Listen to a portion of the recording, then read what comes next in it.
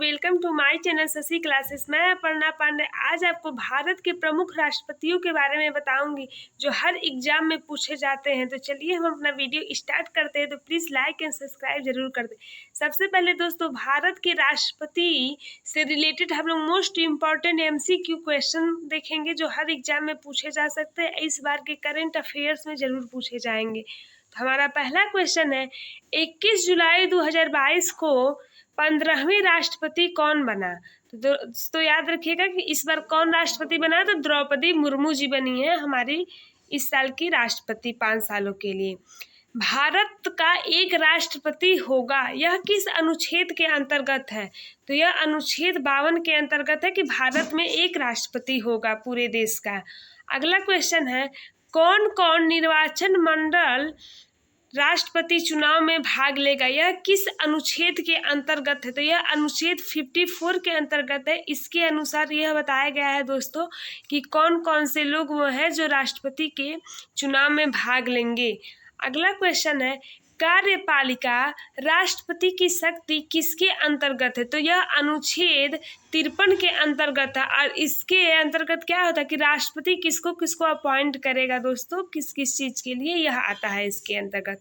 अगला क्वेश्चन है, निर्वाचन विधि किस अनुच्छेद के अंतर्गत है? निर्वाचन विधि का मतलब ये है दोस्तों कि जो चुनाव होते उनकी क्या विधियां, क्या रूल और रेगुलेशन है, वह किस अनुच्छेद के अंतर्गत आएगा? तो वह अनुच्छेद 55 के अंतर्गत आएगा।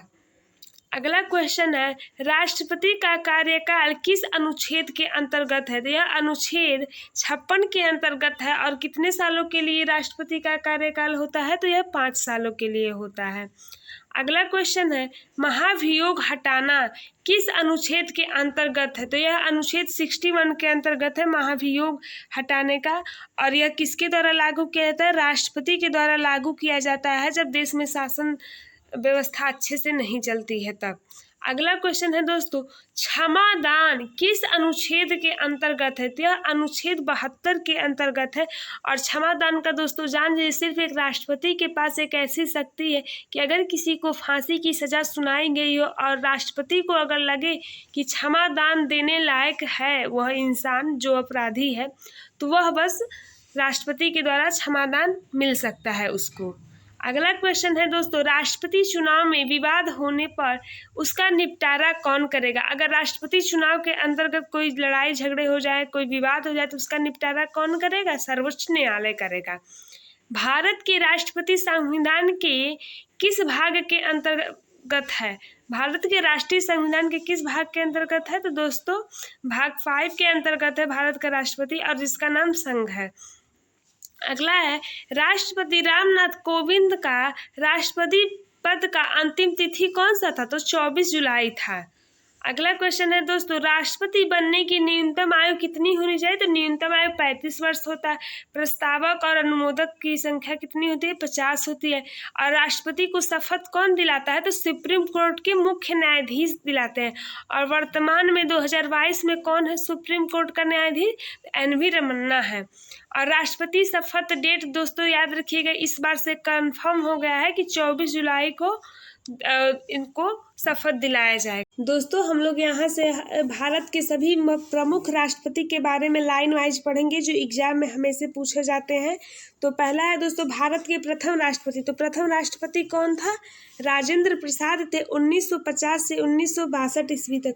और दोस्तों याद रखिएगा, यह एक ऐसे मात्र राष्ट्रपति थे जो 2 बार भारत के राष्ट्रपति पद के लिए चुने गए थे।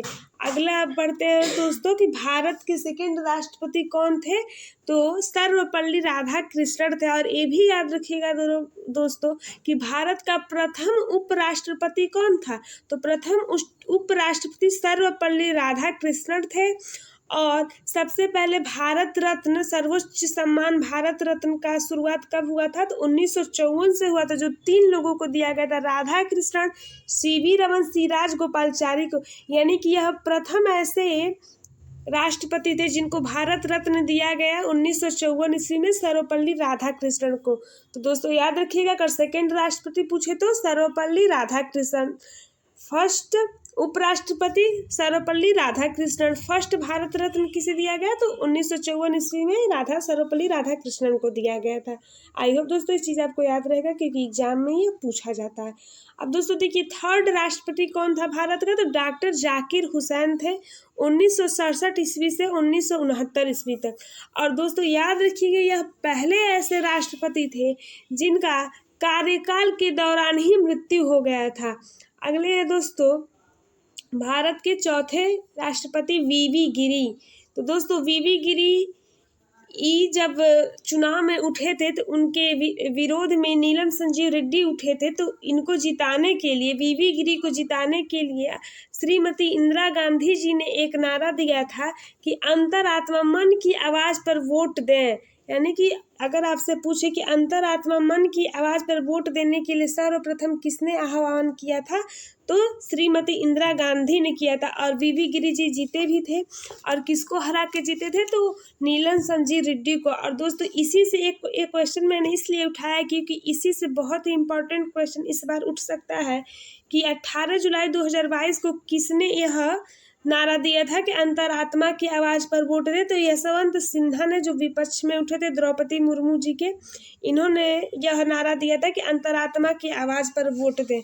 तो दोस्तों ज़रूर याद रखिएगा। और दोस्तों याद रखिएगा वीवी गिरी स्वतंत्र रूप से राष्ट्रपति बने थे। अगला है दोस्तों कि जाकिर हुसैन की मृत्यु के पश्चात कार्यवाहक राष्ट्रपति बने थे। कौन सा राष्ट्रपति बने थे? कार्यवाहक, क्योंकि जाकिर हुसैन का कार्यकाल के ही दौरान उनका मृत्यु हो गया था। तो ये कौन सा राष्ट्रपति? कार्यवाहक राष्ट्रपति बने थे। और उस समय यह भारत के क्या थे? यह भारत के उपराष्ट्रपति थे। अगला राष्ट्रपति है दोस्तों फखरुद्दीन अली अहमद। ये दूसरे ऐसे राष्ट्रपति हैं जिनका कार्यकाल के दौरान ही मृत्यु हो गया था। तो दो ऐसे राष्ट्रपति हैं दोस्तों। दूसरे कौन है? फखरुद्दीन अली अहमद। अगले राष्ट्रपति हैं दोस्तों छठे नीलम संजीव रेड्डी। तो यह एकमात्र निर्विरोध राष्ट्रपति थे दोस्तों जिनके विपक्ष में कोई भी नहीं उठा। और ये कब से कब तक थे? तो 1977 से 1982 ईस्वी तक थे। अगले राष्ट्रपति हैं दोस्तों हमारे ज्ञानी जैल सिंह। यह मात्र एक सिख राष्ट्रपति थे। और यह किस चीज़ का उपयोग करने वाले थे? तो यह सिर्फ ये ऐसे राष्ट्रपति जिन्होंने पॉकेट वीटो का उपयोग किया था, एकमात्र ऐसे। यह पॉकेट वीटो दोस्तों ऐसा है कि अगर प्रधानमंत्री कोई ये अपना शासन लागू करने के लिए हस्ताक्षर के लिए राष्ट्रपति को देता है, तो अगर राष्ट्रपति के पास ये पावर होता है कि उस पर्ची को, उस कागज़ को अपने पॉकेट में रख सकता है और उस पर बिना कुछ बोले ही इस चीज़ को ख़त्म कर दे। तो उन्होंने इस नियम का किसने सबसे पहले यूज किया था? तो अभी तक इन्होंने ही बस यूज किया है। ज्ञानी जैल सिंह ने पॉकेट वीटो का उपयोग किया था। अगला है दोस्तों, अगले राष्ट्रपति कौन थे? 11वें राष्ट्रपति तो APJ अब्दुल कलाम जी थे 2002 से 2007 तक, जिन्हें मिसाइल मैन ऑफ इंडिया भी कहा जाता है और आम जनता का भी राष्ट्रपति कहा जाता है, क्योंकि ये लोगों से बहुत ही ज़्यादा जुड़े हुए थे और लोगों की भलाई के बारे में बहुत सोचते थे। अगले दोस्तों 12वें राष्ट्रपति कौन है हमारे देश के? तो प्रतिभा पाटिल जी हैं, जो भारत की प्रथम महिला राष्ट्रपति हैं 2007 से 2012 तक की। अगले राष्ट्रपति कौन है दोस्तों? 13वें राष्ट्रपति प्रणब मुखर्जी हैं 2012 से 2017 तक। और इनको भी भारत रत्न दिया गया। कब दिया गया? 2019 में इनको भारत रत्न से सम्मानित किया गया। और दोस्तों 14वें राष्ट्रपति है रामनाथ कोविंद 25 जुलाई 2017 से 24 जुलाई 2022 तक। और दोस्तों राष्ट्रपति बनने से पहले बिहार के राज्यपाल रह चुके। अब आते हैं दोस्तों हम लोग 15th राष्ट्रपति यानी कि 15वें राष्ट्रपति द्रौपदी मुर्मू के बारे में जानते हैं। तो दोस्तों याद रखिएगा इस बार राष्ट्रपति चुनाव हुआ था, द्रौपदी मुर्मू जी बनी थी, राष्ट्रपति बनी है। लेकिन याद रखिएगा द्रौपदी मुर्मू से तो क्वेश्चन पूछ ही सकता है, लेकिन अगर इनसे ना भी पूछे तो पीछे जितने भी मैंने आपको बताए हैं वो सभी क्वेश्चन, उनसे रिलेटेड क्वेश्चन जरूर पूछे जा सकते हैं। तो आप वो सब जरूर पढ़ लीजिएगा, इनको तो ध्यान में रखिएगा ही रखिएगा। चलिए सबसे पहले दोस्तों अगर पूछे कि यह इनके बारे में 3 खास चीज़ है दोस्तों, याद रखिएगा कि यह देश की पहली आदिवासी राष्ट्रपति बनी है। और दूसरा क्या है, देश की दूसरी महिला राष्ट्रपति, पहला प्रतिभा पाटिल है, और दूसरा कौन है दोस्तों, तो द्रौपदी मुर्मू जी है। और दोस्तों ये भी याद रखिएगा कि झारखंड की पहली महिला राज्यपाल भी कौन था, तो द्रौपदी मुर्मू जी थी। तो 3 चीज़ें याद रखिएगा, पहली आदिवासी राष्ट्रपति, दूसरी महिला राष्ट्रपति और पहली महिला राज्यपाल। अब इनसे रिलेटेड क्वेश्चन थोड़ा सा और देख लीजिए। राष्ट्रपति चुनाव 2022 किस दिन हुआ, तो 18 जुलाई 2022 को हुआ था। दोस्तों 2022 में राष्ट्रपति चुनाव कब हुआ था, तो 18 जुलाई को हुआ था। इस चुनाव में कौन कौन भाग लेगा, तो निर्वाचक मंडल लेगा, निर्वाचित एमपी और निर्वाचित एमएलए लेंगे, जिसमें निर्वाचक मंडल के अंतर्गत आते हैं। इस चुनाव की काउंटिंग कब हुई, तो 21 जुलाई 2022 को दोस्तों हुई थी। अब द्रौपदी मुर्मू के बारे में थोड़ा इनसे पर्सनल भी कुछ जान जाइए क्वेश्चन। जन्म इनका कहाँ हुआ था, तो मयूरभंज उड़ीसा में हुआ था। यह क्या थी बनने से पहले, राष्ट्रपति बनने से पहले, तो झारखंड की राज्यपाल थी।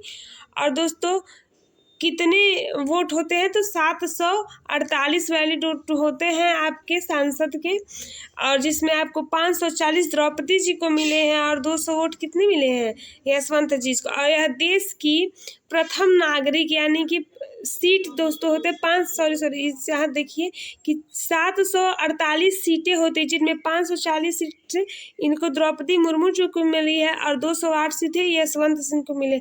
और दोस्तों याद रखिएगा, अगर क्वेश्चन पूछे कि देश का प्रथम नागरिक कौन होता है, तो देश का प्रथम नागरिक राष्ट्रपति होता है। और दोस्तों याद रखिएगा ये भी क्वेश्चन कि इनको कुल कितने वोट मिले थे द्रौपदी मुर्मू जी को, तो याद रखिएगा 5,77,777 वोट इनको मिले थे। तो आई होप गाइज आपको मेरा पढ़ाया हुआ समझ में आया होगा। आप सभी क्वेश्चन एकदम रट लीजिएगा, याद कर लीजिएगा, क्योंकि इससे ज़रूर एग्जाम में पूछे जाएंगे। थैंक यू सो मच दोस्तों। प्लीज़ मेरे चैनल को लाइक एंड सब्सक्राइब कर दीजिए।